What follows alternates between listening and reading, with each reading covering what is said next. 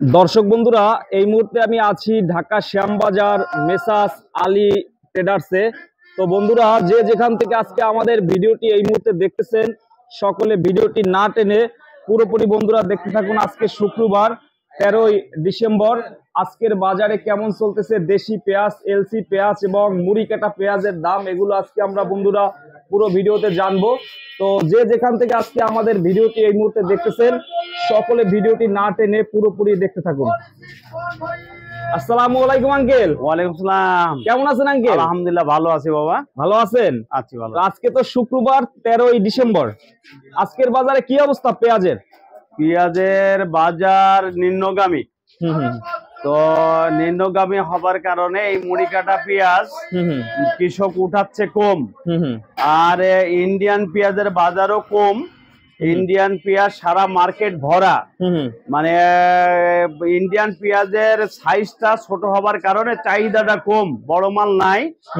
আর Indian পেঁয়াজ বর্তমানে শ্যামবাজারে সর্বোচ্চ 70 টাকা, আর নিচে 55 টাকা পর্যন্ত বিক্রি হচ্ছে।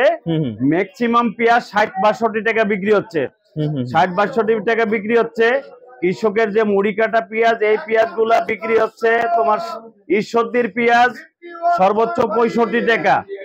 আর এইদিকে ফরিদপুরের পেঁয়াজ বিক্রি হচ্ছে 58-60 টাকা। 58-60 টাকা। তোমার বাঘার পেঁয়াজ বিক্রি হচ্ছে 60 টাকা। তোমার কুষ্টিয়ার পেঁয়াজ বিক্রি হচ্ছে 60 টাকা। সব জায়গার পেঁয়াজই অল্প অল্প অল্প উঠছে।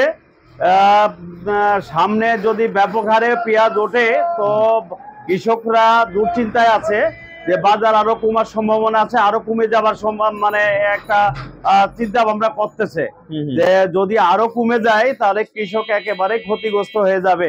কারণ কৃষক যদি ক্ষতিগ্রস্ত হয় তাহলে আগামীতে পেঁয়াজ লাগানোর ক্ষেত্রে কৃষক নিরুৎসাহিত হবে।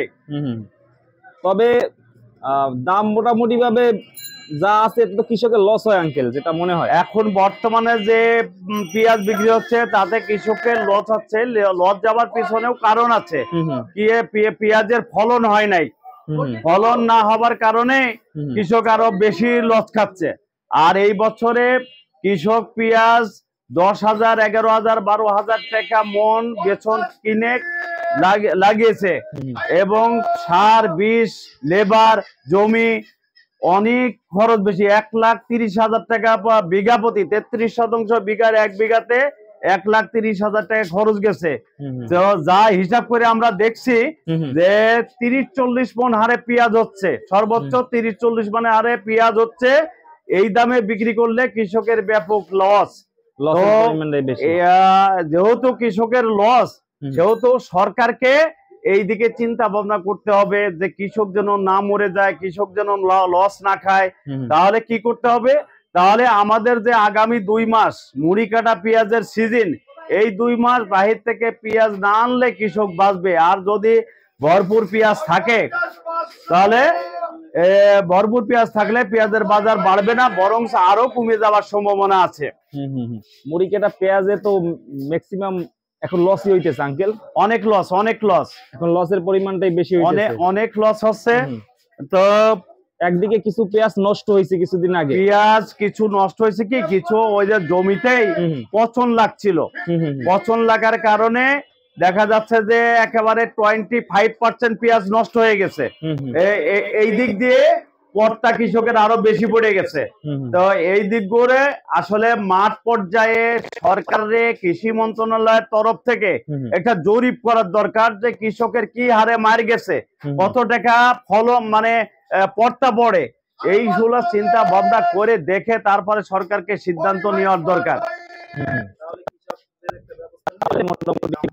হ্যাঁ, এইভাবে যদি মানে তদন্ত করে একটা ব্যবস্থা নেয়, সরকার যদি একটা সিদ্ধান্ত নেয় তাহলে হয়তো কৃষক বাঁচতে পারে। তাছাড়া কৃষকের বাঁচার সম্ভাবনা নেই। কৃষক এবার ব্যাপক লসে পড়বে।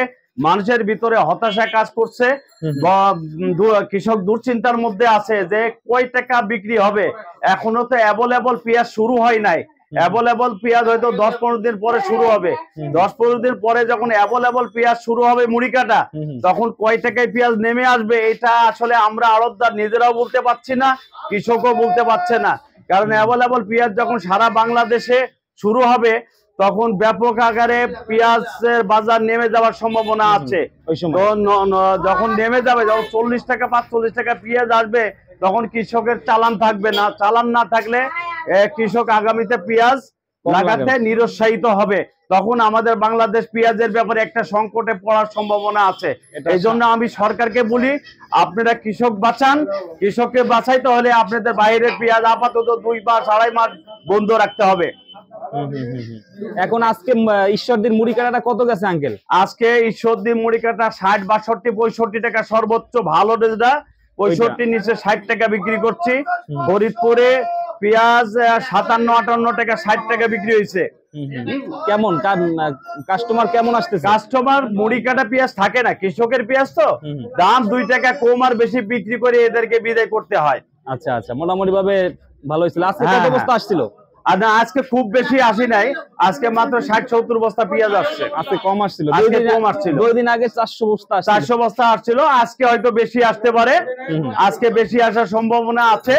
যাদেরকে মুড়ি কাটা পেঁয়াজ দরকার খুব ভোরে আসতে হবে, না হলে ভালো পেঁয়াজ পাবেন না। মানে সকাল সকাল ফজরের নামাজের পরে আসতে হবে? ফজরের নামাজের পরেই আসতে হবে। আসলে ঈশ্বরদীর ভালো পেঁয়াজ পাবেন। দাম যাই হোক ভালো পেঁয়াজ পাবেন, ভালো পেঁয়াজ পাওয়া যাবে। আঙ্কেলের ফোন নাম্বারটা একটু দিয়ে দেন। আমার ঠিকানা আছে মেসাস আলী ট্রেডার্স অথবা নিউ আলী ট্রেডার্স।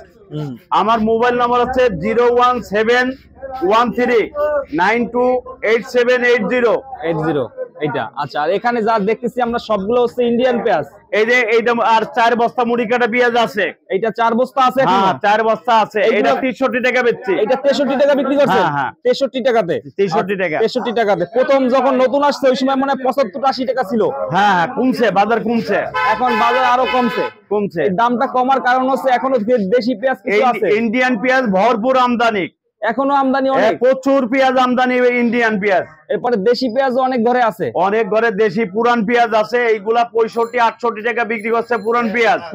হ্যাঁ, আর এই পুরান পেঁয়াজ আলারাই আসলে নতুন পেঁয়াজ আলাদেরকে মার দিছে। এই পুরান পেঁয়াজ যদি না থাকতো তাহলে নতুন পেঁয়াজের একটা চাহিদা থাকতো। অনেকে পুরান পেঁয়াজ থাকার কারণে নতুন পেঁয়াজের কাছে এখনো আসি নাই। এই 1 মাস আগে আঙ্কেল কিছু কিছু বড় বড় হাটের বাজারে 100 মণ পেঁয়াজও পাওয়া যায় না, নাকি পেঁয়াজের সংকট, পেঁয়াজ নেই। এখন এই পেঁয়াজগুলো আসে কোথা থেকে? এইটা আসলে আমি মেসেজ দিতে চাই সরকারকে, সরকারের এজেন্সি যারা আছে, আমাদের মতো আড়তদাররা, শ্যামবাজার বা বাংলাদেশে যারা আড়তদার আছে, তাদের ভিতরে সিন্ডিকেট নাই বা কালোবাজারি নাই, কোনো কিছু নাই। এই যে পেঁয়াজগুলা কৃষকের চাঙে এখনো মজুদ আছে, এই মজুদদার হচ্ছে কৃষক, কৃষকের চাঙে রাখে। আমাদের আড়তে রাখা যায় না, আড়তে রাখার সেই ব্যবস্থাপনা নাই, না থাকার কারণে আমরা রাখতে পারি নাই। এইগুলা কৃষকের চাঙে থাকে। আজকে দেখেন মজুদ করে রাখার কারণেই আজকে তারা ক্ষতিগ্রস্ত হচ্ছে। 120 টাকা কেজি পেঁয়াজ বেছে নাই, অথচ আজকে 60-65 টাকা পেঁয়াজ বিক্রি করতে হচ্ছে। তাহলে অতি চালাকে গলায় দড়ি। এই আমি মেসেজ দিতে চাই কৃষকদেরকেও, আপনারা অতি লোভী হবেন না।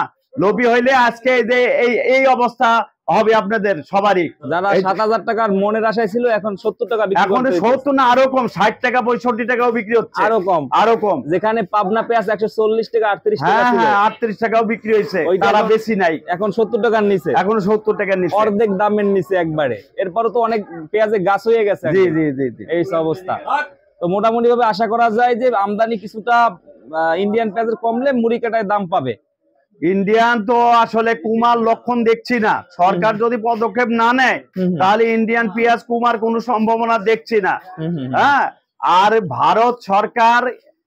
ভারতের ব্যবসায়ী এবং সরকাররা এমন একটা মানুষ, বাংলাদেশের কৃষকের পেঁয়াজ যখন ওঠে তখন কৃষকের মেরুদণ্ড ভাঙিয়ে দেওয়ার জন্য ওরা এটা বন্ধ করে না।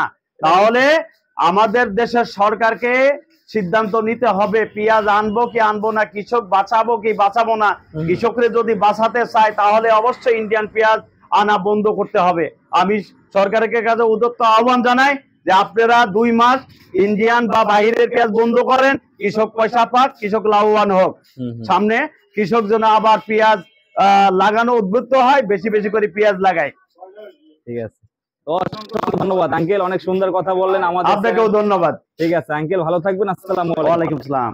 তো দর্শক বন্ধুরা দেখলেন আজকের পাইকারি বাজার, ঢাকা শ্যামবাজারে মুড়ি কাটা পেঁয়াজ, এরপরে দেশি পেঁয়াজ এগুলো আছে। আজকে কিন্তু বাজারের দাম অনেকটা কম, প্রচুর পরিমাণে আমদানি ইন্ডিয়ান পেঁয়াজ। তো বন্ধুরা সকলে ভালো থাকবেন, আসসালামু আলাইকুম।